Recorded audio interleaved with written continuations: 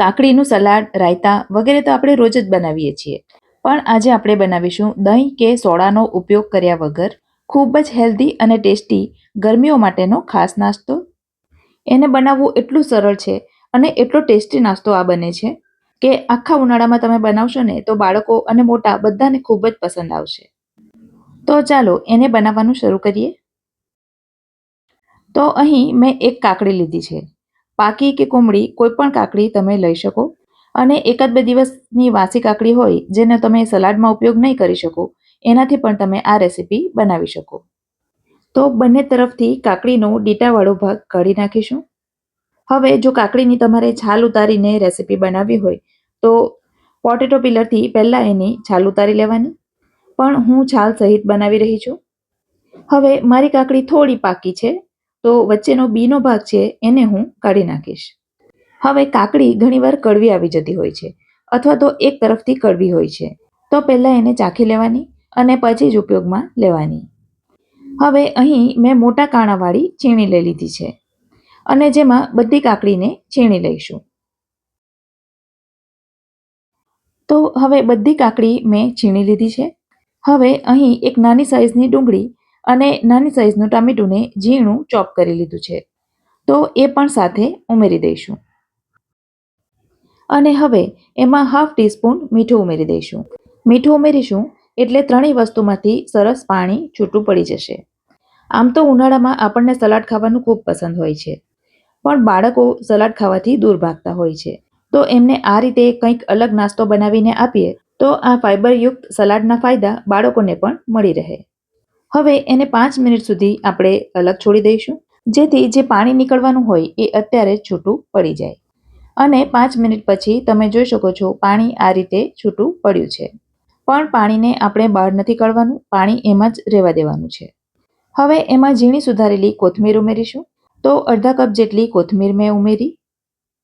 હવે આ છે ઝીણા ટુકડા કરેલું આદું, તો 1 ઇંચ આદુના ઝીણા ટુકડા મેં ઉમેર્યા. અને 2 થી 3 તીખા લીલા મરચાંને ઝીણા ટુકડામાં કટ કરીને એ પણ ઉમેર્યા છે. એના બદલે તમે આદુ મરચાંની પેસ્ટ પણ ઉમેરી શકો, પણ આ રીતે ચોપ કરેલા આદુ મરચાંનો સ્વાદ વધારે સારો આવે છે. 1 ટીસ્પૂન ધાણા જીરું ઉમેર્યું અને 5 ચમચી જેટલું એટલે કે 1/4 ટીસ્પૂન જેટલું તીખું લાલ મરચું ઉમેર્યું છે. અહીં મરચું તમે જોઈતી તીખાશ પ્રમાણે વધતું ઓછું કરી શકો છો. હવે હાફ ટીસ્પૂન હળદર ઉમેરી છે અને 5 ચમચી જેટલો ગરમ મસાલો ઉમેરીશું. હવે 5 ચમચી જેટલા અજમાને હાથમાં મસળીને પછી ઉમેરીશું, જેથી એનો સ્વાદ અને એની ફ્લેવર નાસ્તામાં ખૂબ જ સરસ આવશે. હવે 1 ચમચી જેટલો લીંબુનો રસ ઉમેરીશું. આપણે ટામેટું ઉમેર્યું છે માટે લીંબુની માત્રા થોડી ઓછી રાખવાની, અને જો તમને ખટાશ વધારે ન ગમતી હોય તો લીંબુ ન ઉમેરો તો પણ ચાલે. આટલું થાય એટલે બધું બરાબર રીતે મિક્સ કરી દેવાનું. અને ત્યાર પછી હવે આપણે એમાં લોટ ઉમેરીશું. તો અહીં મેં અડધો કપ ભરીને ઘઉંનો લોટ લીધો છે, જેનાથી આપણે રોટલી બનાવીએ છીએ આ એ જ લોટ છે. ઘઉંનો લોટ ઉમેરવાથી નાસ્તો અંદરથી એકદમ સોફ્ટ અને ખૂબ જ ટેસ્ટી બનશે. હવે ઉમેરીશું 2 ટેબલ સ્પૂન એટલે કે 2 મોટી ચમચી ભરીને ચણાનો લોટ. ચણાનો લોટ ઉમેરવાથી પણ નાસ્તાનો સ્વાદ ખૂબ જ વધી જાય છે, તો એ પણ ખાસ ઉમેરવાનો. હવે નાસ્તાને ઉપરથી એકદમ ક્રિસ્પી બનાવવા માટે અહીં મેં ઉમેર્યો છે ચોખાનો લોટ. તો 2 મોટી ચમચી ભરીને ચોખાનો લોટ ઉમેર્યો છે. તો બસ આટલી જ વસ્તુ આપણે એમાં ઉમેરવાની છે, એનાથી વધારે બીજું કાંઈ ઉમેરવાનું નથી. નથી સોડા ઉમેરવાનો, નથી તેલ ઉમેરવાનું કે નથી દહીં ઉમેરવાનું. અને છતાં પણ સુપર સોફ્ટ અને એકદમ ફ્લફી એવો સરસ મજાનો નાસ્તો તૈયાર થશે. હવે બધું સરસ રીતે મિક્સ કરવા માટે હાથનો ઉપયોગ કરીશું, જેનાથી કાકડી, કાંદા અને ટામેટામાંનું પાણી પણ જે કંઈ બાકી હોય એ રિલીઝ થઈ જાય. તો બધું ભેગું કર્યા પછી આ પ્રકારનું બેટર તૈયાર થયું છે, જે થોડું વધારે ઘટ્ટ છે માટે એમાં આપણે પાણી ઉમેરીશું. પાણી તમારે તમારી જરૂરિયાત અનુસાર ઉમેરવાનું, કારણ કે આમાં ચોક્કસ કહી ન શકાય કે કેટલું પાણી ઉમેરવાનું છે. ટૂંકમાં ભજીયા જેવું ખીરું આપણે એનું તૈયાર કરવાનું છે. અને લોટ જે આપણે એમાં ઉમેર્યા છે એ લગભગ શાકભાજીના બાઇન્ડિંગ પૂરતા જ હોય છે, માટે વધારે પડતા લોટ પણ નહીં ઉમેરવાના. તો તમે જોઈ શકો છો આ પ્રકારનું ખીરું તૈયાર થઈ ગયું છે. હવે અહીં મેં એક પેન લઈ લીધું છે. પેનના બદલે તમે તાવડી પણ લઈ શકો છો, અને મેં અહીં નોનસ્ટિક પેન લીધું છે, તમે કોઈ પણ પ્રકારનું પેન કે લોખંડની તાવડી પણ લઈ શકો. જેમાં 2 ચમચી જેટલું તેલ લઈ લીધું છે. હવે તેલ ગરમ થાય એટલે જે બેટર આપણે તૈયાર કર્યું છે એમાંથી 2-3 ચમચી જેટલું બેટર આપણે એમાં મૂકી દેવાનું. મેં અહીં થોડું તેલ વધારે લીધું છે, જેનાથી નાસ્તો એકદમ ક્રિસ્પી બનશે. પણ તમે ઈચ્છો તો ખૂબ જ ઓછા તેલમાં પણ આ નાસ્તો બની શકે છે. હવે પૂડા કરતાં થોડું જાડું એવું બેટરને ફેલાવી દેવાનું અને તમારે જેટલી મોટી સાઇઝ બનાવવી હોય એટલું વધારે બેટર લઈને એને ફેલાવી શકો. હવે ઉપરની સરફેસને ચમચીની મદદથી સરખી કરી દેવાની અને એની એજીસને પણ સરખી કરી દેવાની.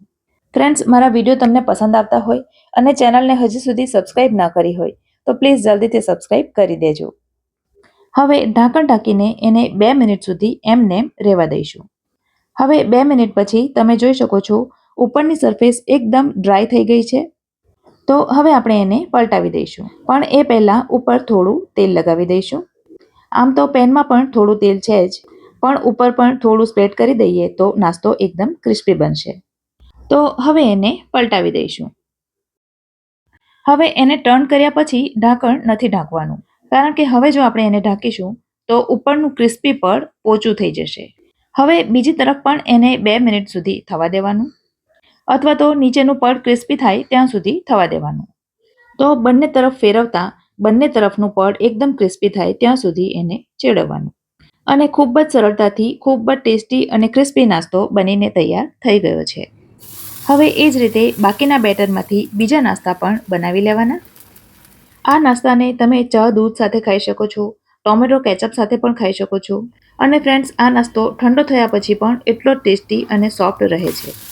રેસીપી કેવી લાગી કમેન્ટ કરીને જરૂરથી જણાવજો. વિડીયો જો ગમે હોય તો લાઈક કરજો અને તમારા સર્કલમાં શેર કરજો. તો ફરી મળીશું આવી જ એક નવી રેસીપી સાથે. ત્યાં સુધી મને રજા આપો. આવજો.